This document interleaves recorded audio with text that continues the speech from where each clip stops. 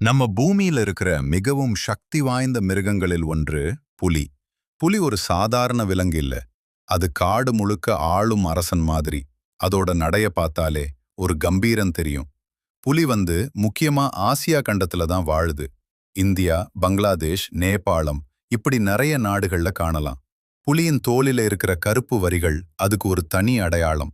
ஒவ்வொரு புலிக்கும் அந்த வரிகள் வேற வேறா இருக்கும். அதனால்தான் அதை எளிதாக அடையாளம் காண முடியும். புலி ஒரு வேட்டைக்காரன். அது மிகவும் அமைதியாக அதோட இரையை பின்தொடரும். சரியான நேரத்துல மின்னல் வேகத்துல தாக்கும். அதோட வேகம் மற்றும் சக்தி அதை ஒரு ஆபத்தான வேட்டைக்காரனாக மாற்றுது. புலி பொதுவா மான், காட்டு எருமை போன்ற விலங்குகளை வேட்டையாடும். ஆனா மனிதர்களை அது சாதாரணமா தாக்காது. அது தன்னை காப்பாத்திக்கணும் என்றால் மட்டும்தான் அப்படி செய்யும். இன்னொரு முக்கியமான விஷயம், புலிகள் எண்ணிக்கை இப்போ குறைந்து கொண்டிருக்கு. காடு அழிவு மற்றும் வேட்டையாடுதல் காரணமா.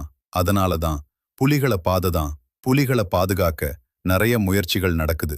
இந்தியா மாதிரி நாடுகளில் ப்ராஜெக்ட் டைகர் மாதிரி திட்டங்கள் இருக்கு. நம்ம எல்லாரும் சேர்ந்து தான் இந்த அற்புதமான உயிரினத்தை காப்பாற்ற முடியும். புலி இல்லாத காடு ஒரு முழுமையான காடு கிடையாது. அதனால் புலியை பாதுகாப்பது நம்ம கடமை. இது ஒரு விலங்கு மட்டும் இல்ல, இது இயற்கையின் சக்தியின் சின்னம்.